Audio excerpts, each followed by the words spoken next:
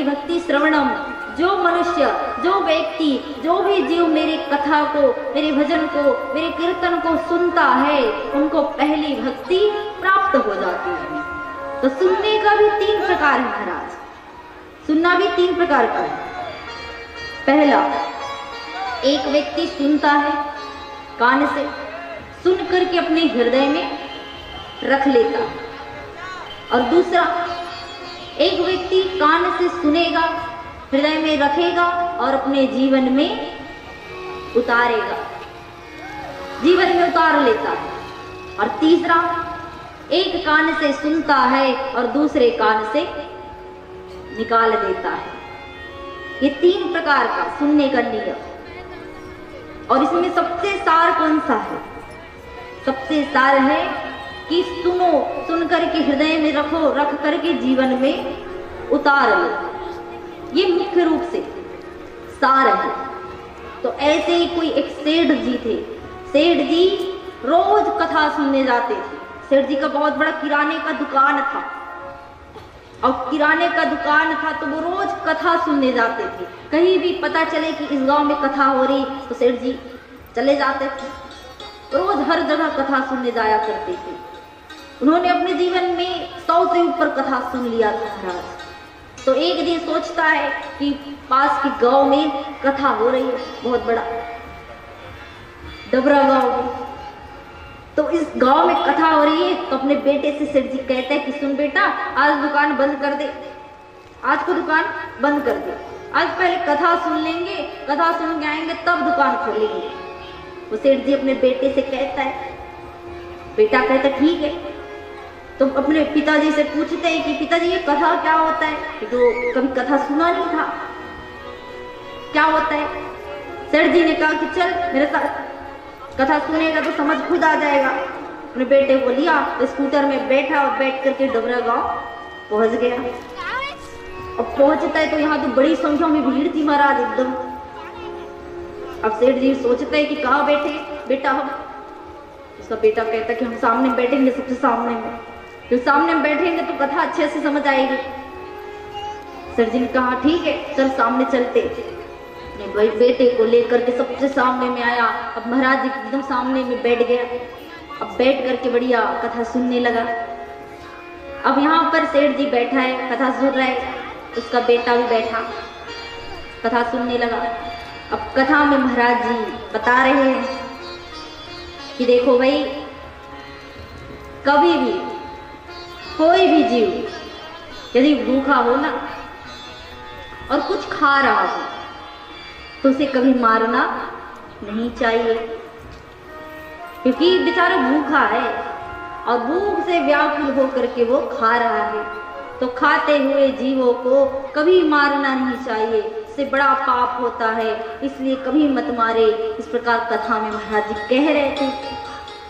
अब सेठ जी तो हमेशा कथा सुनते थे, पर उसका बेटा तो पहली बार आया था कथा सुनने। बड़े ध्यान से बैठ कर के कथा सुन रहा है, एक एक शब्द को सुन रहे, क्या कह रहे हैं महाराज जी, कैसे कह रहे हैं महाराज जी, और बढ़िया सुन करके बड़ा प्रसन्न हुआ। अब उसके पश्चात भागवत कथा की आरती हुई। आरती के बाद सभी प्रसाद लिए, सेठ जी प्रसाद लिया, एक हाथ से लेता है, उसके बाद दूसरे हाथ को फिर निकालता है और दोनों हाथ में प्रसाद लेकर के चलते बने। बेटा को बैठा रखा स्कूटर में। अब गया घर, कहा अपने बेटे से कि सुन जा दुकान को खोल ले, मैं कुछ सामान लेके आता हूँ। बेटा ने कहा ठीक है। अब यहाँ पर उसका बेटा दुकान खोलता है। खोलने के बाद दुकान में बैठा और बैठ करके बड़ा मुस्कुरा रहा है प्रसन्न होकर कि आज तो मैं कथा सुनने गया था, बड़ा आनंद मिला, बड़ा अच्छा प्रसादी भी मिला, महाराज जी बड़ी अच्छी कथा सुनाए, बड़ा आनंद आया लोगों को देखकर, बड़ा नृत्य किया, भजन में मैंने झूमा नाचा, बड़ा खुश हुआ। तभी उसी समय उस सेठ जी के दुकान के बाहर कुछ नमक की बोरियां पड़ी थी महाराज। तो एक गौ माता आती है और उस नमक की बोरियां पड़ी है तो नमक को चाटने लगती है, खाने लगती है। अब सेठ जी का बेटा बैठा है और बैठा बैठा देख रहा है और सोच रहा है और मुस्कुरा रहा है कि आज ही मैंने कथा सुना, कथा में महाराज जी कह रहे थे कि खाते हुए जीवों को कभी मारना नहीं चाहिए, इसलिए खाने दो। इस प्रकार उसको खाने दे रहे और बैठा है और मुस्कुरा रहे, बड़ा आनंद ले रहे। तभी इधर से पहुंचे सेठ जी, स्कूटर रखा और रख करके अपने बेटे को सबसे पहले आया, कोहनी से मारा, कहा कि देखता नहीं है क्या तू, बैठा बैठा मुस्कुरा रहा है, अरे अपने नमक को खा रहा है, वो गाय अपने नमक को खा रहे, तू बैठा है क्या, तुझे इसलिए बैठा है मैंने दुकान पर, चुपकाते। तो सेठ जी का बेटा कहता है, पिताजी आज हम कथा सुनने गए थे ना, तो कथा में महाराज जी क्या कह रहे थे, उसने कहा खाते हुए जीवों को मारना बड़ा पाप होता है, इसलिए मैं बैठा हूं और उसे खाने दे रहा हूं। तो सेठ जी ने कहा अच्छा देख, कथा सुनने गया ठीक, पर वहां की कथा एक कान से सुन का दूसरे कान से निकाल देना। मैंने अपने जीवन में कई कथा सुनी, 100 से ऊपर हो गया, परंतु आज तक मैंने उस कथा को पकड़ के नहीं लाया।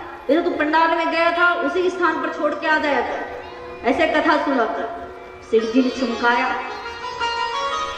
उस बेटे ने कहा कि नहीं पिताजी, हम तो कथा सुने हैं, तो कथा को सुन करके हम अपने जीवन में उतारेंगे, तभी तो लाभ होगा, नहीं तो फिर सुनने से क्या मतलब, उससे तो कथा सुनने ही मत जाओ। अगर जा रहे हैं तो उस चीज को, जो चीज अच्छा लगे, जो बातें अच्छा लगे, उसे अपने जीवन में उतार लो। इस प्रकार समझाने लगा, और जब बार बार समझाता है सेठ जी का बेटा, तब सेठ जी को ज्ञात होता है महाराज कि बात तो सही कह रहा है। वैसे मैंने अपने जीवन में 100 से ऊपर कथा सुन रखी, परंतु आज तक किसी कथा को मैंने अपने घर तक नहीं लाया, अपने जीवन में नहीं उतारा, उस कथा को उस पंडाल पर ही छोड़ करके मैं आ गया। और बड़ा पश्चाताप होता है और कहता है बेटे से कि बेटा तू सही कह रहा है, अब से मैं कथा सुनूंगा तो सुन करके उसे अपने जीवन में धारण करूंगा। इस प्रकार सुनना, कथा को सुनो, सुनकर जीवन में उतारो, अच्छी बात है, ये तो सबसे अच्छी बात है।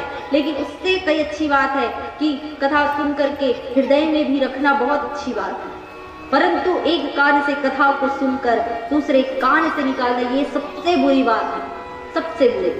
एक तो आप कथा सुनो ही मत, और सुन रहे तो हृदय में रखो या जीवन में उतारो, तभी सार्थक है कथा सुनने का।